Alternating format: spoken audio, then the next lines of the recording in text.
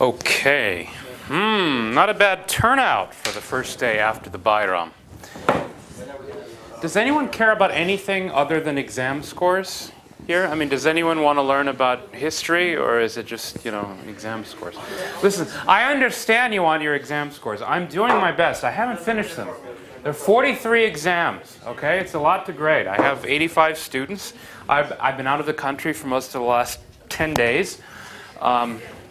I had to come back from Los Angeles. I left Los Angeles, I know it's tough, but I left Los Angeles at 5 a.m. on Sunday, and I got back yesterday. So you can imagine I'm a little exhausted from my trip. I'm doing my best. I've graded maybe 30 exams. Those of you who were kind enough to attend class the week after the midterm already know your exam scores. The rest of you will have to wait until Friday, unless, that is, you were clever or lucky enough to cop a peek at the scores. Really, I could give scores to those who I've graded, but it's unfair to those whose exams I have not graded. And so please do come Friday. Okay, now we're going to ease back into the subject today. We have a couple of things to cover.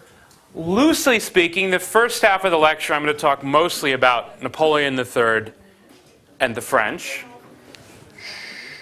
Let's try to listen. If there's a question about something I've written, please ask. Is there a question? Yes, first time as tragedy? First time as tragedy, second as farce. This is a famous aphorism of Karl Marx, which relates to the events I'm going to talk about. So if we look here, let's try to listen. Again, the first half of the lecture, I'm going to talk mostly about the French and Napoleon III. And the second half, we're going to cover Bismarck, Prussia, and the rise of Germany.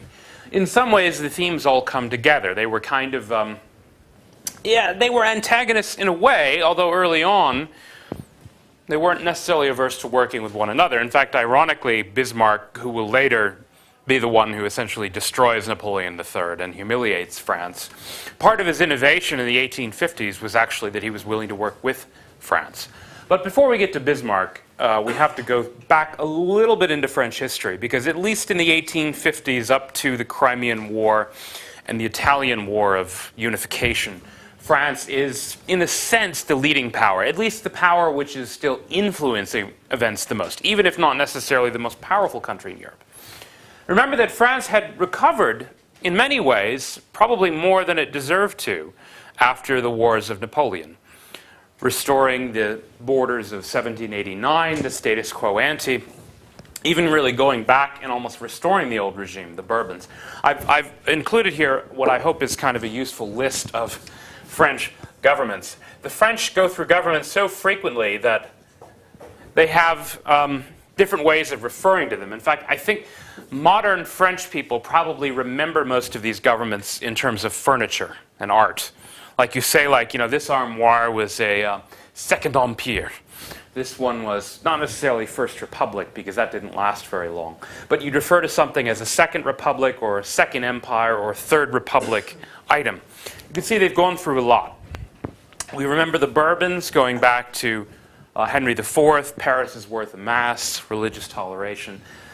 Then the golden era of kind of absolutism under the Sun King. Finally, of course, the Revolution, which technically did not really end the Bourbon monarchy. For a couple of years, remember, Louis XVI was still on the throne.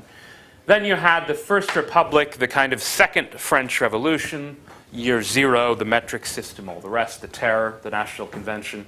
Now, I put a couple of dates here because, again, depending on how pedantic or semantic you want to be, you could say that Napoleon really became dictator in 1799, even though he didn't declare himself emperor until 1804. So that the First Republic you could date either for these 7 years or maybe these 12 years. Technically, 12 years might make more sense because that is the length of time they used the new calendar for, with all of the new months and so on. Then, of course, you had the First Empire, or you might just call it simply the Napoleonic era, the high Napoleonic era, until, I suppose, again, you could date it to 1814, when they lost the wars and they inaugurated the Congress of Vienna, except remember there was also the 100 Days in 1815. So to simplify things, you could say right up to 1815. Then you have about 15 years of a restoration of the old regime. Again, to set back the clock. That was the reason France got a pretty good deal, got its old borders. France was not completely truncated or occupied in any permanent way.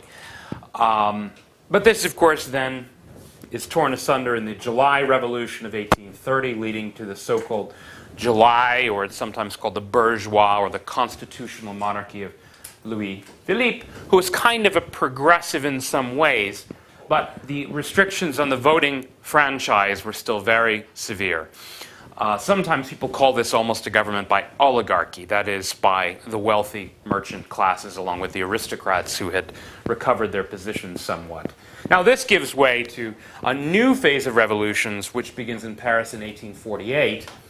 Again, the dates are a little imprecise. Technically, you could say the Second Republic lasts until about December of 1851, when this kind of coup d'etat is staged by Napoleon III. And then this leads to the government we refer to as the Second Empire, that of Napoleon III, between roughly 1852 and 1870. The Third Republic, confusingly, is usually dated to 1877 when its constitution was inaugurated. But really, it kind of followed the fall of Napoleon III. Okay, well, so those are the dates. That's the basic kind of architecture of French governance, at least in the 19th century. There are a lot of interesting political questions to do with the revolution and its legitimacy. You know, in a way, France never completely squared this circle. I mean, even today, there are loyalists to the old monarchy. Not that many of them. The monarchy, which really has not existed since the 19th century. There are some loyalists who would like to bring back at least some version of the Bourbons. There aren't that many people who would like to bring back the Napoleonic dynasty. But the real, I think, interesting debate, which we'll look at when we look at the Third Republic, the one which maybe for the purposes of Turkey's own history is the most interesting, is the debate between what are usually called, you might call it sort of the Catholic conservative establishment and the anti-clericals. That is, the radicals who looked back to the Enlightenment and the French Revolution, who wanted to essentially deny the power of the church, particularly in education. That doesn't really emerge as a major conflict, social conflict, until the Third Republic, although there are elements of it in all of these different periods. Today we're mostly going to talk about foreign policy, though, particularly how Napoleon III interacted with Europe.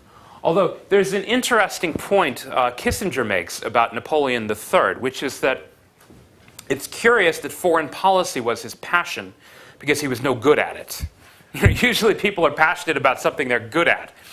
Whereas in a curious way, you could say that domestically he actually was not really that bad of a ruler. I mean, there's some controversy about some of his policies. He certainly wasn't a liberal. I mean, he wasn't a terrible dictator, but I mean, he did have a lot of people arrested and killed. The coup d'etat, which leads to him being proclaimed emperor in December 1851, this is what Marx was referring to in his famous book called The 18th Brumaire of Louis Napoleon Bonaparte. 18th Brumaire being the date the first Napoleon had staged his kind of cynical coup d'etat, you know, where that he surrounded the parliament and accused everyone of being English spies. Now, Napoleon III, you don't always see this in the textbooks, but it was fairly brutal. I wrote down here the number of people killed on the streets. There was significant gunfire on the Boulevard des Italiens in Paris during the coup d'etat of December 1851. I think about 1,000 rebels were killed, or at least severely wounded. Dozens of bystanders were hit in the crossfire. This, interestingly, plays a role in some of his domestic policies. The thing most people, like if you go to visit Paris and you read the tourist guidebooks, has anyone been to Paris? Yeah. Well, do you remember anything about the construction of the Grand Boulevard, as they're called, you know, the great, like, you know, the Champs-Élysées, the Rue de Rivoli. This dates to this era. The Baron Haussmann was the great kind of architect who redesigned Paris under Napoleon III. And the design was, in fact, partly cynical. It was to open up broad boulevards so that the government would have a clear field of fire in case of, again, revolution. It's sort of like an innovation. You remember the first Napoleon had kind of made his name with the whiff of grape shot by firing into the mob. His nephew, had a slightly different and you might say more elaborate policy of crowd control, which was to knock down old apartment blocks to broaden out the streets and boulevards, have kind of great public works projects. I mean, a lot of people like it. They think Paris is grand. Everyone loves the Champs-Élysées. Well, not everyone, but a lot of people do. Other people say he ruined the character of medieval Paris, by breaking out all of the streets. There was definitely an element of cynicism involved, however. Interestingly, his election in the first place, he was elected democratically. He was elected president by a legitimate vote, more or less. This, incidentally, is one of the things which gave, I'm just going to close the door, which gave Marx his idea about particularly what he called the kind of superstition and almost stupidity of the peasant classes. It was the peasants who voted Napoleon III into power, despite the fact that, essentially he had never really lived in France before. He had spent most of his life living in Italy in exile, hanging out with these kind of romantic Carbonari rebels, the same who he would later help to win Italian independence. Again, ironically, because the first Napoleon, too, had been from Corsica, so neither of them are really even from France. French is not really even his first language. Well, anyway, the reason Marx was so cynical about it, and he developed all these aphorisms, first time is tragedy, second is farce. Well, it's true. They voted for him based on name recognition. There really was no other logical reason to vote this man president. It's true he didn't have a lot of competition. The most interesting, actually, of his opponents was a man called Alphonse de Lamartine, who had emerged in the earlier days of the Revolution of 1848. There was yet another period of kind of street riots. They call them the June days. They always name it after the month in which it happens, where he actually emerged as the first head of the kind of provisional revolutionary government. What's fun about Lamartine to me is that he was a historian. So basically, he had just finished writing a book about the French Revolution, and then France had another revolution, and he emerged as the leader of the new French Revolution. Only in France could this kind of thing happen, with an intellectual nearly running the government. That said, while he was influential in the kind of Republican phase of the revolution, he had no chance against Napoleon III, Louis Napoleon, because he wasn't named Napoleon. And that's pretty much what the vote came down to. Napoleon III was elected president because he was named Napoleon.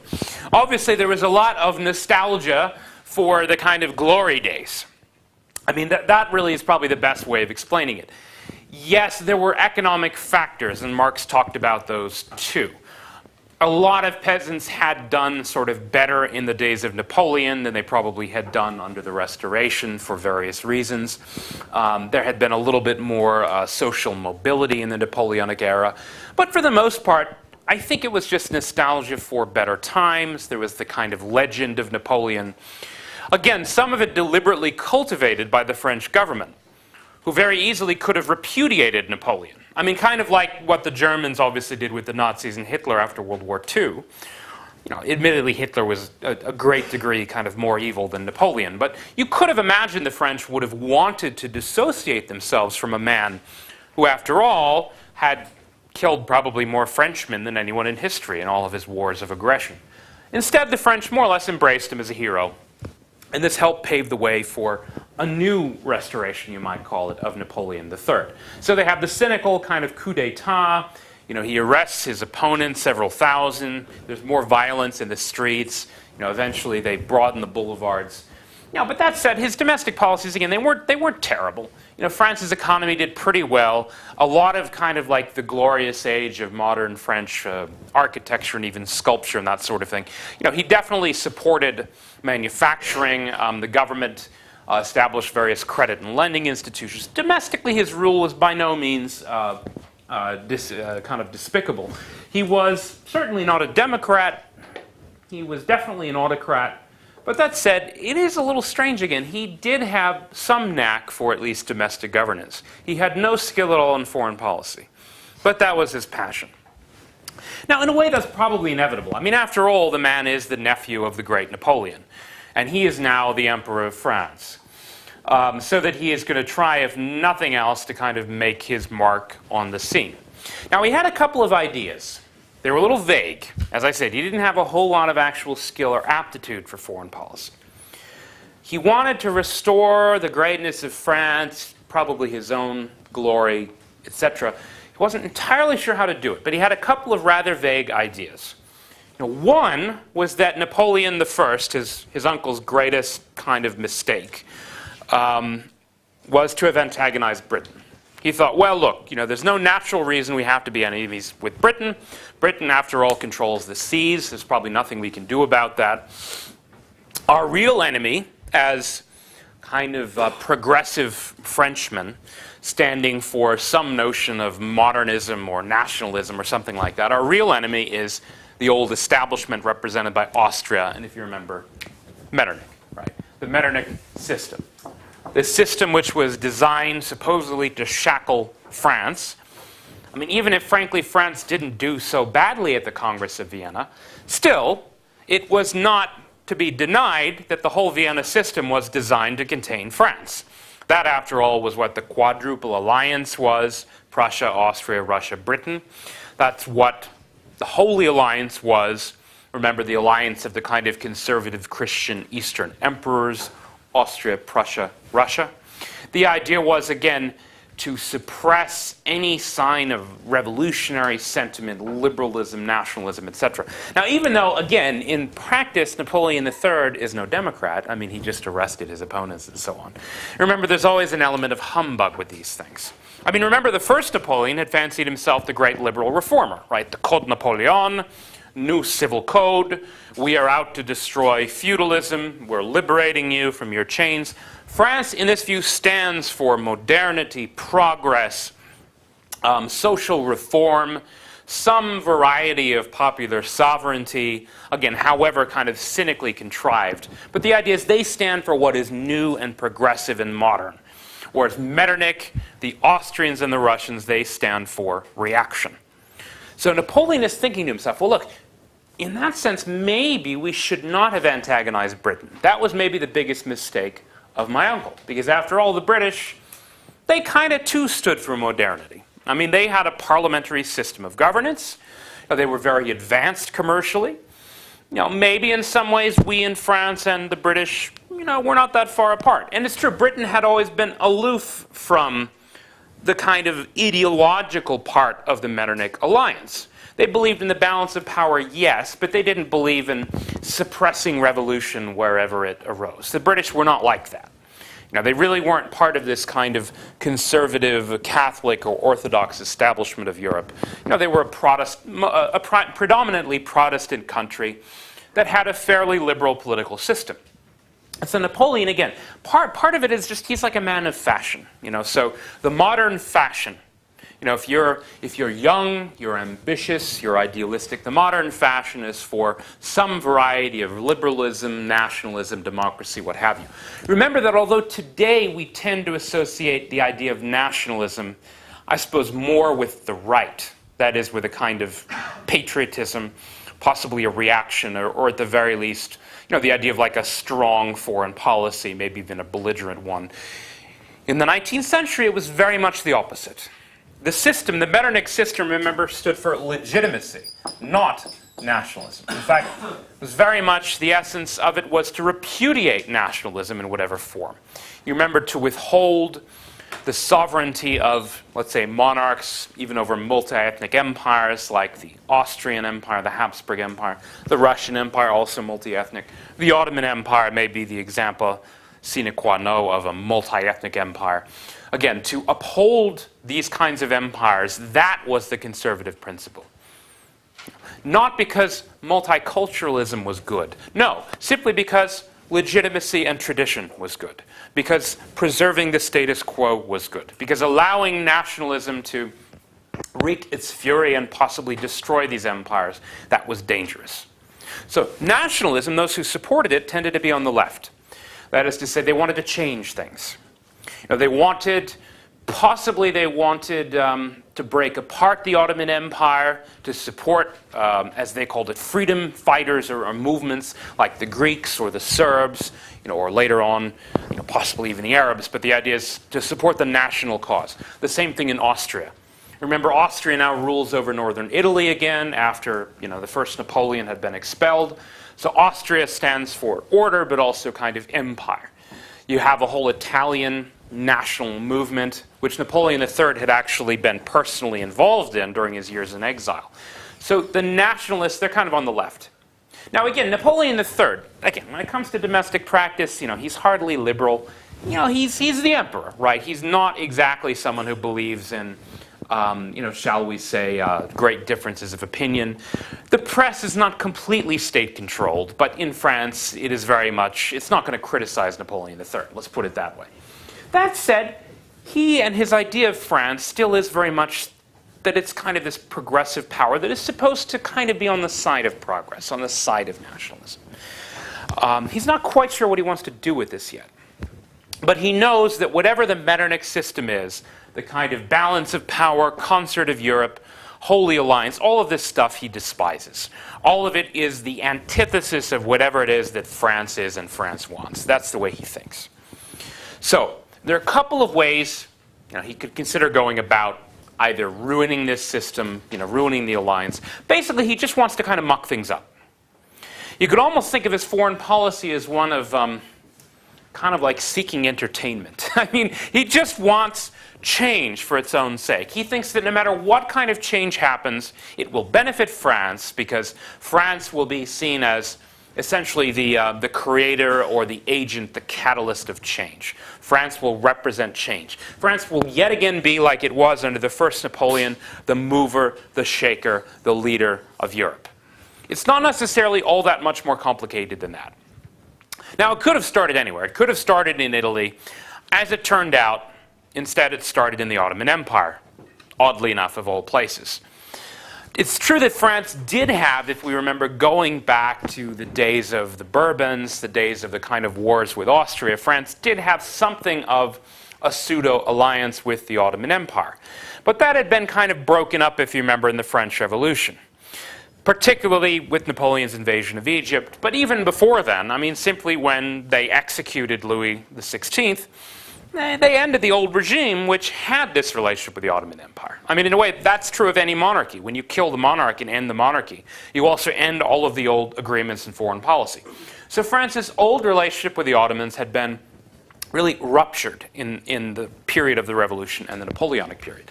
It's true that France, well, they hadn't helped matters by kind of quietly and then openly supporting the Greeks in the 1820s, at the Battle of Navarino.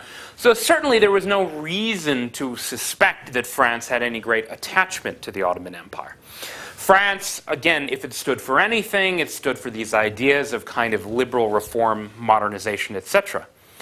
Partly for that reason, though, there was, at least by a later time, a possible grounds for a renewed French-Ottoman alliance, in the same way there was for a renewed British-French alliance. I mean, if you look at, I didn't write all the Ottoman stuff up here, but if you look at the era, usually we refer to as the Tanzimat. Now, it can be dated variously to different periods. Some people date it something like this: 1839 to 1856. You could also date it really right up, I would say, to the 1870s or maybe 1871, the kind of classic High Tanzimat era. Now, what this had to do with, obviously to some extent it is liberal reforms, certain notions of the equality between the different millets, particularly that for Christians and Jews in the Ottoman Empire. There are a lot of different ways of looking at it. You could look at it simply in terms of internal Ottoman history. You can look at it in terms of Mahmud II, going back to the Janissary Rebellion of 1826. But some of it also simply had to do with European diplomacy, with courting the Western liberal powers, particularly Britain and France. The notion that is that by reforming in this direction, the Ottomans, particularly in the era of Mahmud II and then even more Abdulmejid, they would essentially, I suppose you might say, they would preempt the argument. By modernizing, they would preemptively cut the Europeans off from any excuse to intervene. That was the idea.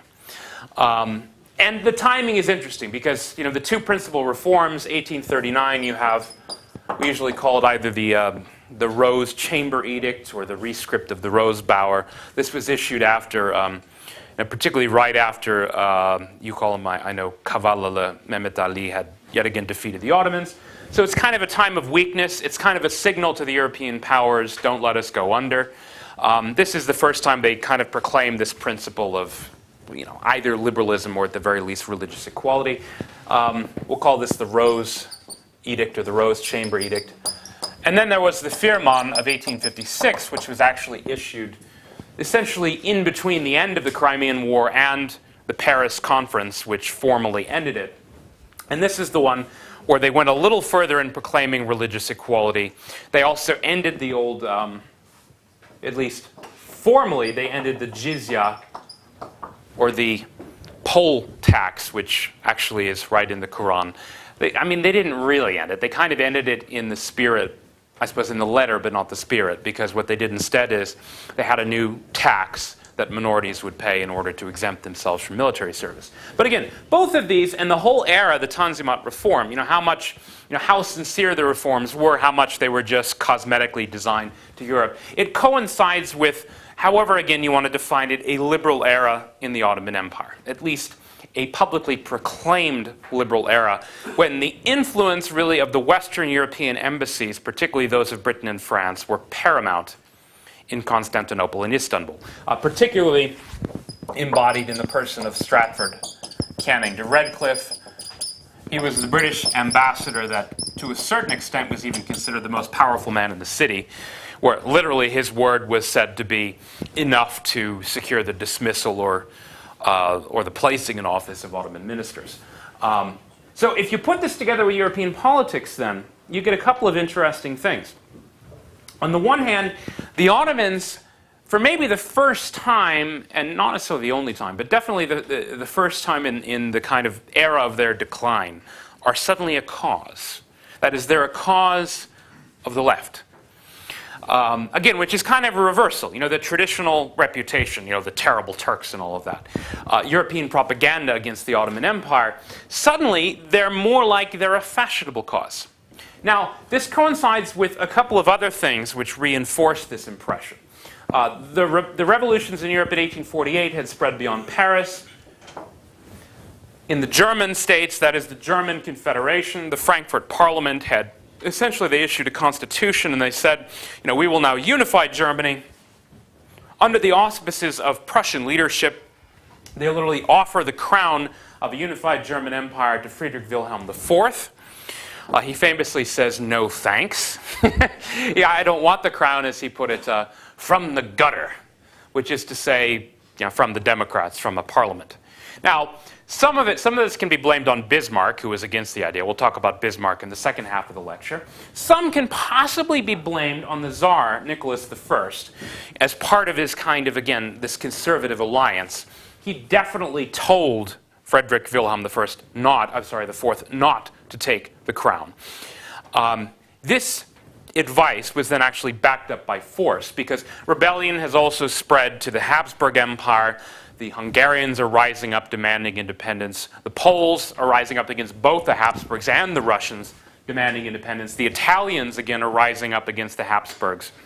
Now, what happens basically is that the Austrians are kind of preoccupied with the Italian rebellion, which leaves them vulnerable to both the Hungarians and the Poles. And so Nicholas I sends troops to suppress these rebellions. That is, the Russians literally send troops to suppress rebellions against the Habsburg Emperor. We should keep that in our mind. That's very important, because this is, in a way, the embodiment of the whole principle of the Metternich system. The emperors are all aiding one another. That is, the interests are seen as not like Austria has its interest and Russia has its interest. Right? The idea is rather they both have the same interest. The same interest in suppressing revolution, in suppressing nationalism. Nicholas I, the Russian emperor, he's kind of the greatest, you might say, exponent. You might even call him like the enforcer. He's the one who enforces this principle, this system. He's the one who suppresses the rebellions, or at least who helps the Austrians suppress the rebellions. So he and the Austrians, but particularly Russia, they stand for, again, the establishment, the principle of conservatism, legitimacy, which will be backed up by force. And the Prussians, too, even though they didn't send troops, because they specifically repudiated the Frankfurt Parliament. I mean, kind of shocking everyone, really. I mean, after all, it's like, this parliament of all of these, intelligent, progressive, well-meaning Germans gets together and says, look, we really think Prussia should be the leader of Germany. There's a reason for that. I'll talk more about it in the second half of the lecture, but the idea that either Prussia or Austria would lead Germany. The nationalists and the liberals preferred Prussia. Again, not because Prussia was militaristic, that's the kind of modern reputation of the Prussians, but rather because Prussia was mono-ethnic and monolinguistic. It was German. Well, look, it was like 90% German. There was a Polish minority. Whereas Austria was multi-ethnic. That is, Austria stood for these older principles. So they basically say, look, we're going to get together. You can be emperor of a new unified German emperor with, you'll be a kind of a parliamentary emperor, but, you'll be the emperor of basically the greatest power in Europe. And he says no. So the Prussians, too, they stand for reaction. Now, it's interesting and perhaps not accidental that many of those who were fleeing the Russian troops, the Polish and Hungarian refugees of the suppression of this rebellion, fleeing the Russian troops, fleeing the Habsburgs, they actually go to the Ottoman Empire, particularly Constantinople, the capital, where they are granted asylum. Now, this, again, this kind of like puts its stamp on this new reputation of the Tanzimat era that the Ottoman Empire now stands for liberalism. It wasn't all humbug. I mean, the Ottomans, they also had a very liberal trade policy, which, again, in some ways was probably benefiting the Western powers more than the Ottomans, because not only the capitulations, but also very low tariffs in that period. There were other liberal principles, too. But suddenly, and not necessarily for the last time, but for the last time in a while, the Ottomans now emerge again as this great cause in kind of liberal Western Europe. Particularly in Britain. I mean, in France, it's hard to know how serious this was because the press was state-controlled. But in Britain, the newspapers literally begin sort of touting the whole Ottoman cause. That Turkey is now standing for kind of progress and liberalism. And the Russians are now really the primary antagonists for Britain. I haven't talked about the Great Game much. We'll look at that next week. But in terms of kind of global geopolitical rivalry and intrigue, mostly has to do with Central Asia and the routes to India. Britain now sees Russia as its primary antagonist and enemy. And so maybe it was inevitable that the Ottomans would emerge as a kind of British client state at this time. But that is what is basically happening. Now, all of this wouldn't necessarily have led to war. Certainly the British, I don't think, would have had any enthusiasm for a war like this, unless Napoleon III had provoked the crisis. So it goes something like this. I think it's a little bit mixed on both boards here. It's a little bit confusing because France did have an old claim. I think it dated back to 1740, a capitulation which actually did relate to Christian minorities in the Ottoman Empire. Some of it went back even longer than that. It went back to the Crusades, the establishment of a lot of these kind of Crusader kingdoms. Because the Crusades have been largely, although not exclusively French-inspired, and many of the kind of the great knights and leaders who went there were French, France also had a kind of sentimental come religious attachment to the Christians of the Levant. This was particularly true of the Maronites in Lebanon, right up to really the First World War in the 20th century, and even today's Lebanon, France still has a kind of a cultural line or influence or claim on the territories. So there was something to it. Napoleon basically just said, look, I want you to name me formally, and he asked the Sultan, protector of the Christian minorities of the Ottoman Empire. There was something there, but obviously the whole thing was kind of like, it was like tossing a grenade, into, maybe not a grenade, but you say fuel on the fire. He knew that something was going to happen here. Probably he was trying to provoke the Russians. There doesn't seem to be much doubt about that. Why? Well, because the Russians themselves, of course, had this claim. Now, the confusing part is, if you go back to Küçük Kaynarca, we know the basics of the treaty. The Russians were not only gaining territories, very soon after this they annexed the Crimea. There was a certain clause which had to do with a kind of right of intervention, or right, as it was called, to make representation on behalf of, here's where it gets interesting. The Russians claim, and many of them think, that they had the right to make representation on behalf of Christians in the Ottoman Empire. That's not what the treaty actually said. The treaty actually spoke of just one church, which hadn't even been built yet, in fact. A church to be built in Constantinople, in the capital, and Russia would have the right to, quote-unquote, make interventions or representation on behalf of that church. Now, the thing about these treaties is that they take on a life of their own. The idea, in fact, the idea which even persists widely today, that the Treaty of Kuchuk-Kainarja gave the Russians these broad rights to kind of intervene or protect or make representations on behalf of Ottoman Christians, was something probably even a lot of people in the Ottoman Empire thought the treaty said. It didn't actually say that. Now, the Tsar himself, Nicholas I, it's an open question how much he himself knew about what the treaty said. After all, this was the job of his diplomats to tell him. And he seems to have been misinformed. The foreign minister at the time was Count Nesselrode. Now, Count Nesselrode probably knew better, or he might not have known better. I'm really not sure. But he gave the Tsar the idea that what Napoleon III was demanding was not simply a kind of symbolic affront to Russia's claims in the Ottoman Empire, but that it specifically violated these parts of the Treaty of Kuchuk-Kainarja, that is, that it really was as if the Ottoman Empire had gone back on its legal obligations. So they send this thing, they call it the Menshikov mission. I think I wrote that up here.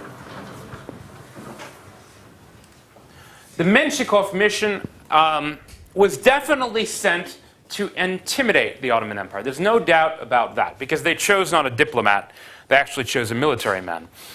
He was, of course, he was a count, he was an aristocrat just like Nesselrode, but his background was military. And so he went in full dress uniform, and he very much kind of conducted himself, almost so as to insult the Ottomans. The idea of demanding their adherence to this old treaty, demanding that they grant Russia the formal right to make representations on behalf of Christians, that it be issued in a kind of formal imperial firman, etc., etc. Now here's where things get a little bit confusing. The Russians themselves were probably, again, misinformed about the Treaty of Kuchuk-Kainarja. The Ottomans didn't actually seem to be any better informed about the actual terms of the treaty. However, they made it clear that they were not about to back down in the face of this kind of Russian threat. It was kind of a pseudo-threat, because the Ottomans by this point begin to think that they have Britain and France on their side. Slowly, yes, the British and the French, they do dispatch warships to the Ottoman Empire to kind of buttress the confidence of the Ottoman officials. Also, Stratford de Canning is appointed ambassador, and he himself is so viciously anti-Russian. This is almost like Britain, although it's confusing, because his orders were actually to defuse the crisis and prevent war. But in those days, ambassadors were almost like free agents. Communications were so slow that he pretty much disobeyed all of his orders from London and encouraged the Ottomans to stand firm. The Russians actually, not a lot of people know this, the Russians actually backed down.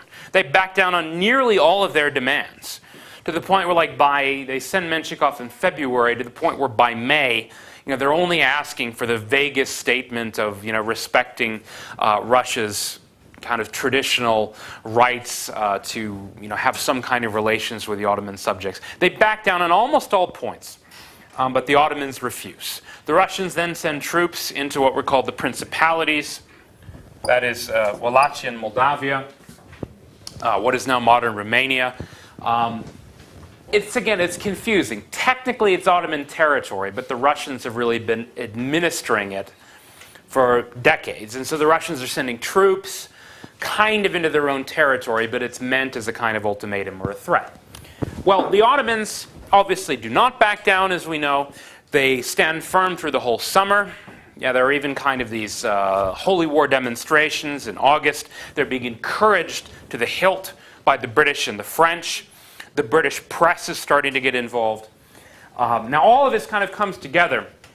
And the key date to me was the 28th of September, 1853. The thing to remember here is very simple. The Ottomans declared war, not the Russians. In some ways you can see this as parallel in reverse to what happens in 1914. when the Russians actually mobilized first. That is in the First World War. The thing that's interesting is that in both cases, the Ottomans were the ones who were more eager for war, just as I think the Russians were in 1914, because they had Britain and France on their side. So here's the thing. The Ottomans, remember, have fought a lot of wars against the Russians going back centuries, and they've lost nearly all of them, right? So here really is a chance for revenge. It's a chance to fight another war with Russia under more favorable conditions. That is, with Britain and France on the Ottoman side. The Russians, incidentally, do not actually declare war until the 2nd of November. In other words, the Russians spent a whole month waiting. They did not really want the war, for the very good reason that they did not want to have to fight Britain and France. Now, the rest, to a certain extent, is history. What happens in early November after the Russians declare war is quite famous. Everyone knows about Sinop, right? The Russians essentially destroy the Ottoman fleet and set fire to much of the city. It's not usually conceded, though, necessarily, that the Russians did this, in part because the Ottoman Navy actually went right up to the Russian ports and did kind of like what we'd say in modern terms was like a flyby, only with ships. So I suppose you'd call it like a swim-by or a sail-by. They were taunting the Russians, basically, saying, like, why don't you come out and attack? The Russians fell for the bait, in the same way that you might say Nicholas I had fallen for the bait of Napoleon III in getting involved in this stupid crisis to begin with. It's curious, because although Nicholas I, he definitely stood for reaction. He definitely was, shall we say, an autocrat, and he was definitely no pacifist. I mean, they fought these brutal wars in the 1830s and 40s and 50s, famously against Shamil and the mountain warriors in the Caucasus. But I don't think he was fundamentally an expansionist. I know that's not the usual interpretation of the Crimean War, but he did not want to fight the war, and I think he particularly did not want, again, this is unusual for Russians, he actually did not want to take Constantinople. This is not true of many other czars, but Nicholas I, I think, was baited into a war essentially he did not want to fight. Now, the basic story of the war is pretty well known. The Russians essentially win in the Caucasus. They take Kars. They lose in Sevastopol, that is in the Crimean Peninsula. The British and the French and the Ottomans send troops. They lay siege to the great fortress there. We know certain things about sanitation, poor sanitary conditions. Famously, Florence Nightingale improves, medical treatments. Most people in Britain remember the war mostly for Florence Nightingale. The results are really confusing because the Russians pretty much lose. But on the other hand, like if you look at the Firman of 1856 issued in February, the Russians, in a way, are able to consider this a victory because it explicitly, essentially declares that Christians now have equal rights. And so the Russians actually say, oh, okay, then we won, because that's what we were fighting about. Which isn't obviously actually true, because the Russians had to give back Kars, and they had to give up certain territory in the Balkans, just a little bit of Bessarabia. The Russians were also forbidden the right to launch warships in the Black Sea, although so were the Ottomans. So it's sort of a wash in a way. Now, for the Ottomans, there was one fringe benefit of the war, a symbolic one, possibly an important one. They were invited, of course, as a belligerent to the Treaty of Paris, and in that sense symbolically accepted into the concert of Europe, which, remember, had not been true in 1815 at the Congress of Vienna. So, one result of the war is that the Ottomans enter this thing called the concert of Europe. They are now, to a certain extent, admitted into the European system of diplomacy, public meetings, with all the rights and privileges attaining thereto, etc., etc. However, it would be very easy to argue that this was a hollow triumph because the concert of Europe had essentially been blown up by the war. That is, it was no longer as important as it was before. The primary reason for this is that as the Russians were fighting a war against the Ottomans, the British, and the French, their own putative ally, that is the Austrians, issued an ultimatum to Russia to withdraw their troops from Romania, that is the principalities of Wallachia and Moldavia. There were a number of reasons for this. The Austrian policy, basically laid out by Metternich's successor, Count Buol, was frankly rather short-sighted. But they seemed to think that they could get something out of the war by taking the side of Britain and France, even while not actually fighting. They were also concerned, of course, that the war would give Russia an excuse to push into the Balkans, which, yes, would threaten Austrian interests. Now, later on, the rivalry between Austria and Russia in the Balkans is really one of the primary causes, if not the primary cause, of at least the proximate cause of the outbreak of World War I.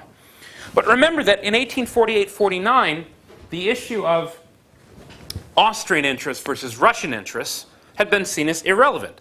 They both supposedly, again, had this common interest in the Metternich system of simply suppressing revolution.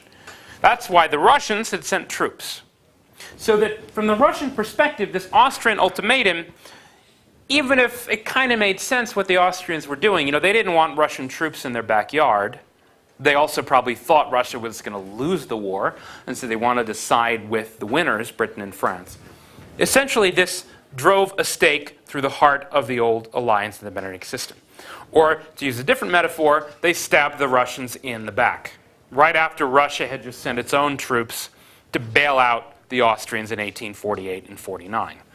In fact, there's an interesting postscript to this. The Tsar himself, our own Professor Norman Stone actually tells this story in an interesting way. He says, when Nicholas I died, I think it was in March 1855, when he died, he basically he went out to give a speech. He was already suffering from a cold, and he didn't put on a jacket. And it was like this freezing speech in the rain, and he later died of pneumonia. The way Norman puts it, he died of a broken heart. that's maybe like a little bit of an exaggeration. But he definitely had his kind of whole point of his existence, to a certain extent, undermined, if not broken, by the Austrians. So there are a couple of results from the Crimean War.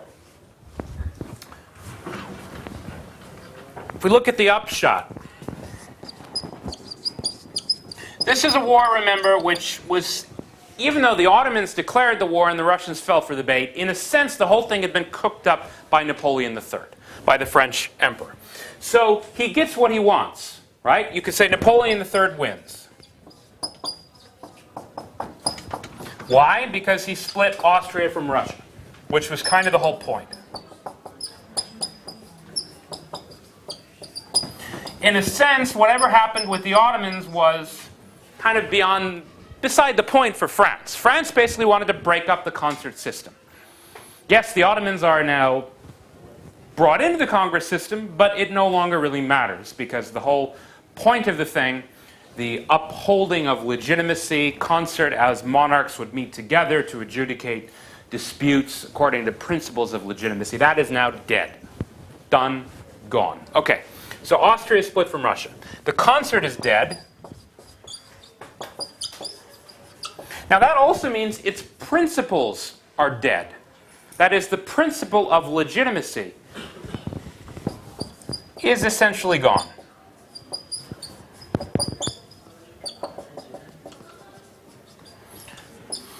It's not that it didn't exist, it's that there was no consensus about enforcing it.